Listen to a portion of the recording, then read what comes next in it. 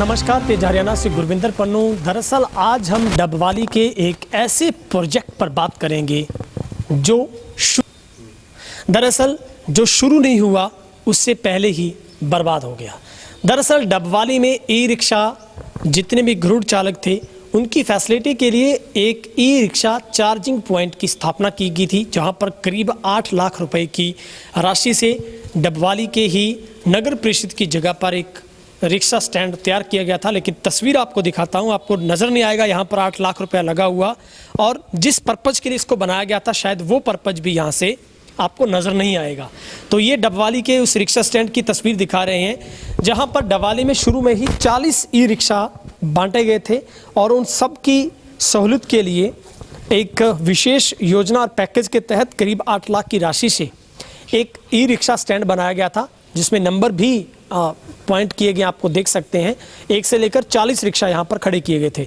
लेकिन उनके आप चार्जिंग पॉइंट देखेंगे तो आपको दिखाना चाहूँगा, चार्जिंग पॉइंट ये अवस्था में है।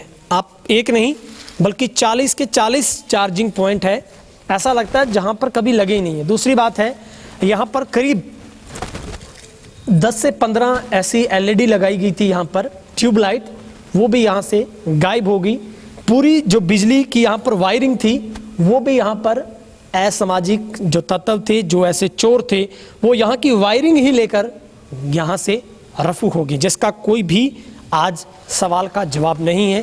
तो ये पूरा खंडर में तब्दील हो चुका डबवाली का ई रिक्शा स्टैंड है, जिसे लाखों रुपए की लागत से बनाया गया था। लेकिन आज अपनी मायूसी पर खुद ही परेशान हो रहा होगा, क्योंकि डबवाली में योजनाएं तो बनती है, उनका नहीं उन तमाम सुविधाओं का लाभ सबको मिल पाता। ये ई रिक्शा चार्जिंग पॉइंट की हमने आपको तस्वीर दिखाई है। दरअसल यही डबवाली के तमाम उन ई रिक्शा के लिए बनाया गया था, और जिसका करीब लाखों रुपए का पहले बिल आया, वो बिल नहीं भर पाए तो बिजली का मीटर भी यहाँ से कट कर दिया गया, जिसके बाद यहाँ से तमाम रिक्शा चालकों ने यहाँ से भागना जरूरी समझा। सब लोग अपने अपने चार्जिंग पॉइंट अपने घरों पर या आसपास जहाँ पर भी उन्हें नज़र आए वो वहाँ पर अपने रिक्शा को चार्ज करने लगे। लेकिन लाखों रुपए से बना यही वो फैसिलिटी जहाँ पर दी गई थी, उसको आज ताला लगा है।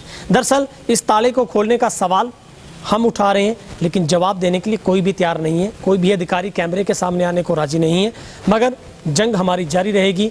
डबवाली की आवाम तक हम उन तमाम फैसिलिटी को उठाते रहेंगे जो शायद बनी तो जनता को सुविधाओं देने के लिए थी वो प्लेटफॉर्म, लेकिन आज वो खुद अपनी बदहाली पर आंसू बहा रहे हैं। डबवाली से कैमरा पर्सन हेमराज बेट के साथ गुरविंदर पन्नू, तेज हरियाणा।